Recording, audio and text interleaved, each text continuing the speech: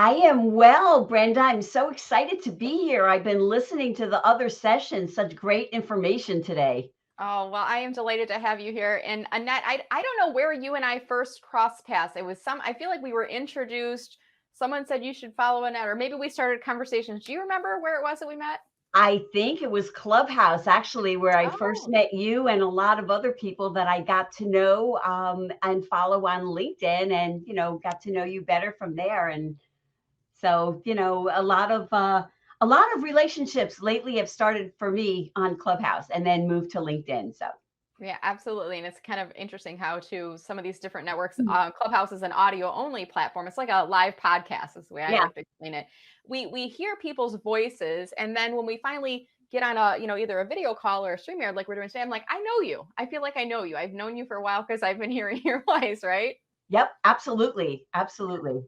So, Annette, before we jump into your discussion today about mitigating age discrimination in your job search, why don't you tell us a bit about who you are and what your company is all about? Well, I am primarily an executive resume writer. I partner with senior level executives to create branded resumes, LinkedIn profiles, and other career marketing tools to help them move forward in their job search. I do a little job search strategy coaching and interview coaching as well. I have to say the best part of my job, though, is when I send someone their new resume and they email me back and say, I'd hire me. So that's always exciting for me. That's awesome. So I think what I'm going to do now, Annette, is turn the floor over to you. Now, if I'm remembering, are you doing a slide deck? Do you want me to pull that up on screen, or if you have the ability to share it yourself, I can click on and give you privileges. What would your preference be? I have never shared my screen on StreamYard. I do have my presentation up. So, whatever you think would be easier, I can certainly share Let's my try screen. this. Let's try Okay. this together. And what I love about today's session, this is all about the spirit of community, helping others, leveraging our experience-rich talents, if you will, and helping each other through the. And we've had a couple technical hiccups. They were good learning experiences. So let's do this right now. And if you have your presentation up on screen, Annette, what you'll need to do is click on the share button on Okay. StreamYard. So in the bottom, Annette will see this. You guys won't see this, but there's a share button, and then it'll give you the opportunity to navigate to the Chrome tab or the whatever is on your desktop. And then when you click on that, click on share. It's going to share it to StreamYard, but I have to approve it before it goes live. So it's a two-step process on there. Right now, I'm not seeing it yet. So let me know when you've clicked on it. Okay, now I can see it. And now I'm going to click on add to stream. And now you're going to navigate over to the presentation deck window. You're not going to see yourself on video, I don't believe, Annette, Oh, but I good. can still see you. I can see you. I can hear you. I'm going to pull myself off of the video right now to give you kind of the full floor, but I'll be here to help navigate, and I will come in towards the end of your time. So with that, Annette Richmond, mitigating age discrimination in your job search. Go ahead, Annette. Great, great. Thank you so much. So, since my area is primarily resumes and LinkedIn profiles, that's where I'm going to focus my attention. I do have some notes because I know we're on a, sort of a deadline here, and I want to make sure that we get through everything. In most cases, your resume or your LinkedIn profile is going to be the first place where recruiters and employers are going to see you. And so you want to make sure that they're not working against you. So the first thing I want to talk about is things that make your resume look dated. And I look at resumes every week, and I still see so many of the things that are on this slide on people's resumes. So the objective statement is something a decade ago, maybe longer. I had one on my on my resume. They're just not used anymore. Things like references on request on the bottom, not used anymore either. So, when you include things like that on your resume, it just kind of makes your resume and by extension you look outdated. I also see people using Times New Roman. That used to be the standard. Everybody used it. And things have changed over the past few years because, as more and more people are looking at resumes on their computer screens, Times New Roman is not that easy to read. Times New Roman and other serif fonts, those are the ones like with the little tails on them. They're hard to read on the computer. Same thing with old email addresses. I remember when I got my AOL email, decades ago, it was so exciting. But today, if you're using AOL, Yahoo, Hotmail, it just kind of dates you, and you just don't want that. You don't want to ever be hiding, your experience, but you don't want to make yourself look outdated either. The same thing with old employment. You should think about your resume as a funnel where you are dedicating most of the space to your current employment, the last maybe 10 to 15 years in detail. And I'll talk to you a little bit about how to include that older employment also. And also graduation dates. A lot of people still have graduation dates. Occasionally, I see a resume with their high school on there. So it does depend on industries. Sometimes if you're in academia, people want to see university graduation dates and, if you've graduated summa cum laude, et cetera. But in most cases, most resume writers just don't include them any longer. So how do you modernize your resume? So one thing you do is you remove that objective statement and you replace it with a career snapshot, a summary, which is a snapshot, an overview of your career. And you want to make sure, of course, that anything you claim in that summary, you want to have evidence of it further down in your resume. So one thing also, when you're putting together that summary, you don't want to start it, business development leader with, 20 plus years or 25 plus years of experience. Instead, here's an example from one of my clients' resumes. Talked about being a sales leader with a history of opening new markets, enhancing brand awareness, and developing high-performing teams. So that is a snapshot of what this person brings to the table. And further in their resume, they are showing examples that back this up, support the claim. Sans-Serif fonts are where it's at today for resumes. I use a lot of Calibri. Resume writers I know use Calibri, Arial, but you just want to look for the sans-serif that are easy to read. And of course, as I mentioned, you don't want to have that outdated email address. So, Gmail is free, it's current. You can create an email just for your job search and just make sure that it's your name or a variation of your name so that it will be very professional. Now, one of the ways that you can handle that earlier career, most of the clients that I work with are senior level executives. They've had long careers, 20, 30 years at least, they've been in their careers.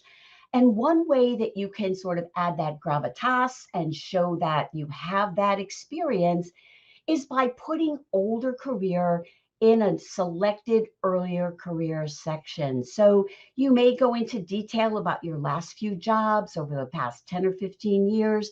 And then you can create this section, which includes, your title, the company, but not the dates of employment. And since it's a selected section, say you worked at Gartner 20 years ago, or maybe Diageo, and you want to have that name on your resume, there is an opportunity for you to include that. I also want to mention that, you can really step up your resume by adding some tasteful color, shading to certain areas that you might want to highlight, or adding some color in the lines that separate the different parts of your resume. Some people will say that, that makes your resume ATS compatible, but that's really not true. So, if you want to have the titles in a colored font or something, that's perfectly fine. And it's a great way, to really step up the resume. I think of the resume as kind of like the format as the package. If you give someone a great gift, you don't want to give it to them in a paper bag. You want to have this nice, beautiful package that makes them want to open it.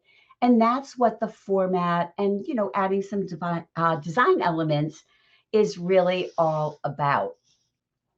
The last thing is, as I've heard other people say already, you want to make sure that you're demonstrating your value. So I want to talk a little bit about that. We all have heard show versus tell. Show is more, it's more memorable, it's more convincing. That's why weight loss programs, they have the before picture and the after picture, and they have the metrics, the inches lost and the weight lost, because they want to, they want to make it sort of evidence based. And so you want to make sure that you do that. And I'm going to tell you how in a minute. So most of the resumes that I look at, people are very task focused. Their resume reads like a reverse engineered job description, where they're talking about the things they do day to day. If they're in sales, they might be consulting with clients or representing the company at a, trade show or conference. But the thing is that you have to remember is people in similar positions, for example, a VP of marketing at a similar company, let's say one is at Adidas and one is at Nike, they're doing very similar things. And the only way to separate yourself from the other candidates is to show the impact that you have made on your employer. I just heard candidates say, what's in it for me? That's how employers are looking at your resume. They're looking for people to solve problems, not for people to just come in and, manage the team and run reports. And so they want to know the value that you're bringing. And the results are, money, percentages. They could be things like increasing sales, generating revenue, cutting costs. If you're in operations, you might be improving productivity or decreasing turnover. Those are all things that are very valuable. And an easy way to create these impact stories is by using a simple formula that I use with my clients, the CAR or CAR formula, which is the challenge, the action, and the result, which is also the beginning, the middle, and the end of your story. So the challenge might be, poor sales, or maybe the employees are happy, or maybe the customers are unhappy. You might be brought in to solve this, or it might be something that pops up while you're on the job. The action, of course, is what you do to turn this stuff around. And, then, of course, as with the weight loss programs, you want to finish with metrics. And when you're telling your story on your resume, you want to lead with the metrics. And I'll give you an example from a client that I worked with. This is someone, streamlined the online content transfer 75%, improved the user experience, and recovered $25,000 of spent cost. And how they did it, the next line is vetted and signed content management system provider and launched a global digital asset management system. So there you have it. There's the story told in reverse. Think of it as also looking at a newspaper article where they give you the punch right up front and then they finish giving you more details. So just a couple things about LinkedIn. As Brenda just showed everybody, it's so easy to personalize your LinkedIn URL. And when you have the one that they, have given you when you started your profile with the numbers and the letters, it really just doesn't look as professional as it could. And it looks really bad if you're putting it on your resume, and you want to make sure that you have a photo and a background photo and not that old photo or something that's photoshopped so much that, if you meet someone on video or in person, they're not going to recognize you. And then also consider the old employment. So people are not scrolling on your LinkedIn profile. You can include a summary under the last position that you want to highlight. that reads something like the selected career experience on your resume. Before serving as whatever that position is, I held this and this and this position. And that is one way to sort of consolidate your LinkedIn profile. And I just want to finish with a really quick story. It's all about your attitude. I worked with a candidate when I was recruiting. It was a woman in her 60s. She brought it up to me in conversation, and I was recruiting for a digital marketing position, which is a young industry. She wasn't hired, but she was one of their top candidates. And she did get a job someplace else very shortly afterwards. And it was all because of her attitude. She did not have that chip on her shoulder. She wasn't expecting to be, discriminated against. She was confident and interested in everything and engaging. So that's just the last thing that I want to share with you. And take it away, Brenda. Well, thank you, Annette. So many great points here in the conversation. And I want to invite our audience to, if there was something particularly helpful for you that Annette shared, I want you to comment in chat and let us know. There was a couple points that you and I are like in the same, we share so many of the same methodologies and approaches. The email address, I was so happy to hear you mentioning that. And I met with a friend years ago when I was starting my business, and I had a Hotmail at the time.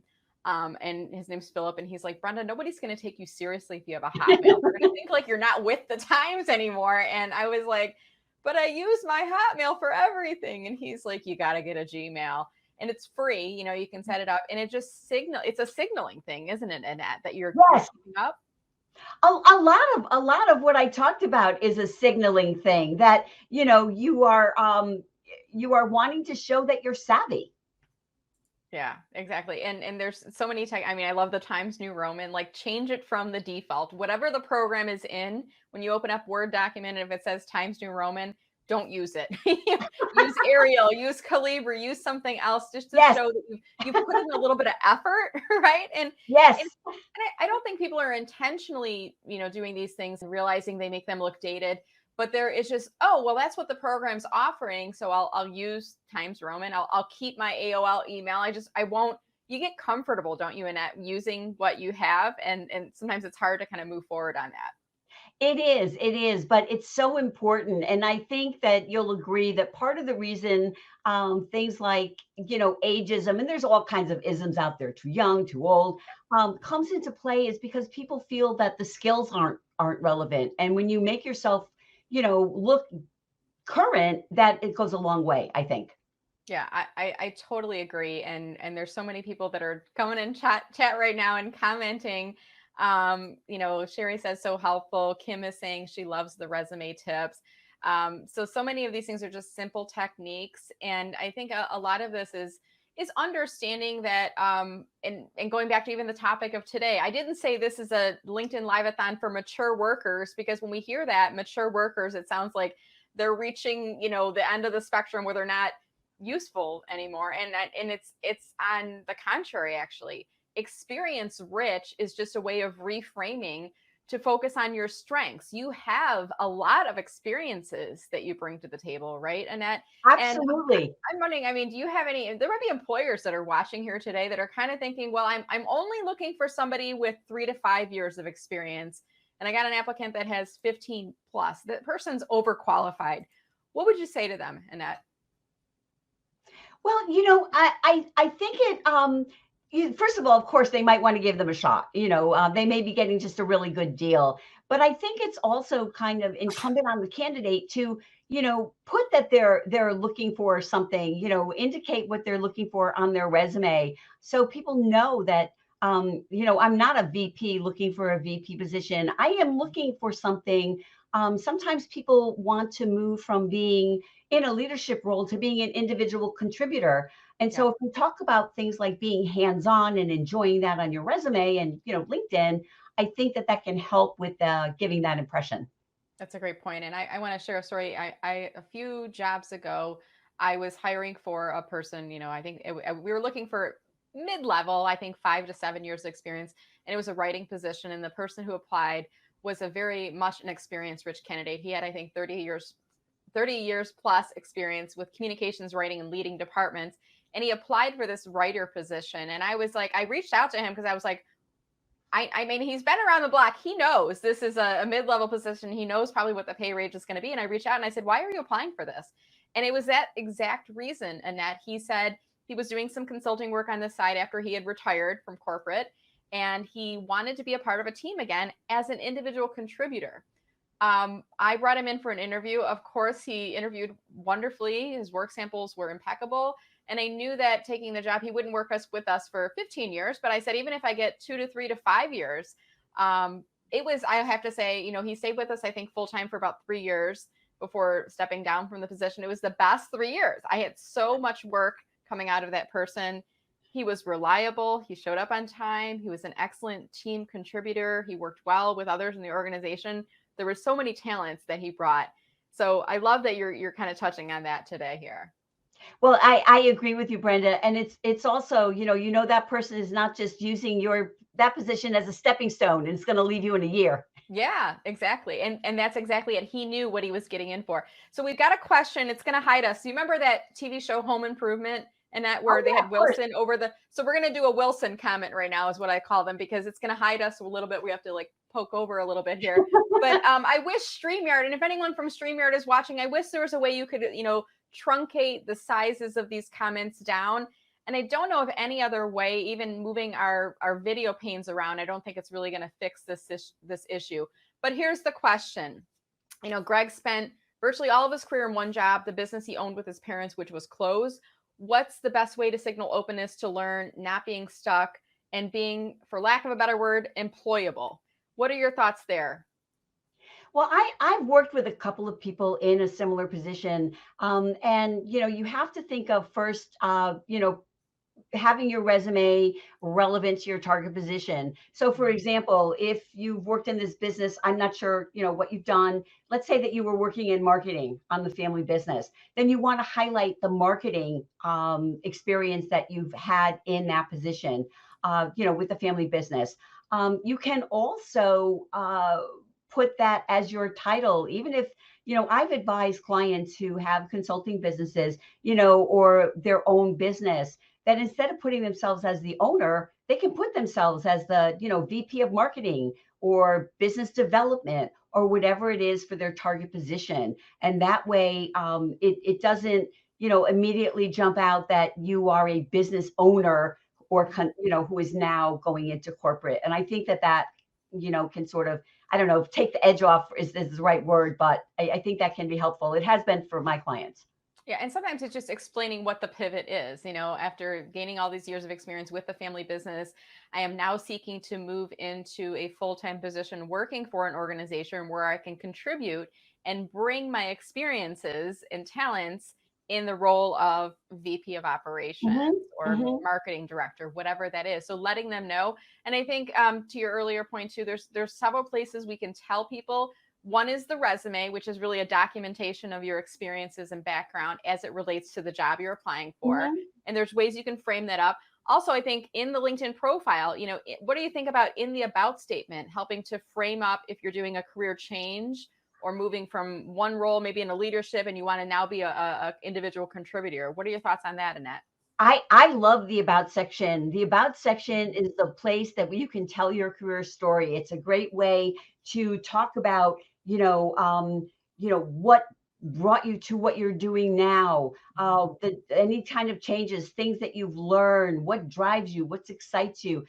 I've worked with a client who was someone in software development, a high level person who actually, found that passion as a child when their sibling got a computer for Christmas. It sat in the closet and they pulled it out and started playing with it. And, stories like that, can really make you memorable in a good way, to recruiters, and employers. But I think, talking about that family business and all the things you've learned and, now you're ready for your next adventure.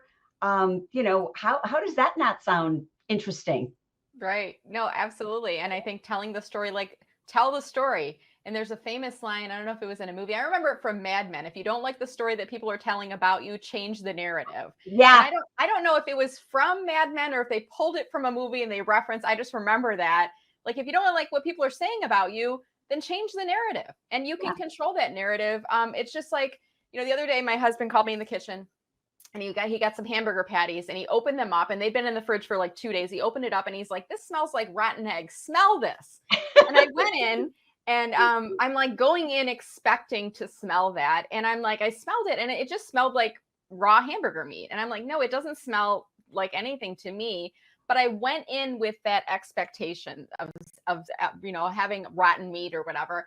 And I think sometimes as mature workers, as experience rich job seekers, if we go in ourselves feeling like we're at a disadvantage because we are experience rich, I think employers can sense that. As opposed to if you go in expressing your story, I've had all of these great experiences, now I want to bring those into an individual contributor role in this way, or now I'm looking to pivot in here. And the great thing about experience rich job seekers, I mean, we've been around the block, we understand how to navigate situations, we mentor, we know what we want to do. We're not going to take a job and leave it in 3 months or 6 months like some of these younger kids are, right? And so we're experienced. Right? Absolutely. It does make a big difference. And, I agree with you. I think a lot of it is people's attitude.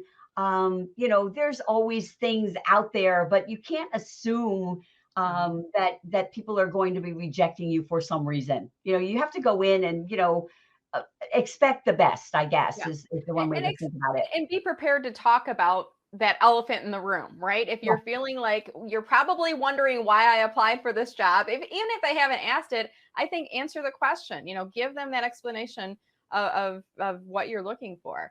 So as we wrap the conversation up here today, Annette, I brought up your LinkedIn URL. It's below us here. And then your LinkedIn profile is over here. Are you open to accepting connections from folks that are watching the session here today? Absolutely. Please. Yes, please. Yeah, wonderful. And Annette, I'm going to refresh your profile because I want to just show people, I think you have the cover video on your profile, right? I do. Yes. So let me just show you guys this. I'm on her profile. I'm just going to click refresh. Watch her headshot photo. Watch this. I'm going to refresh my screen. And then it's a still photo. And now you see Annette's moving and she's talking. It gives you, I think, like a 3-second preview. If you click on her headshot photo, you can watch that full 30-second video. Annette, tell us about that feature and why should experience-rich job seekers use that cover story? Well, the feature is, it's a feature. You use it on the app on your phone. It's they say it's 30 seconds, but Brenda, it's only really 29. So Right. You want to try to put that was, it's your opportunity to stand out and show that personality.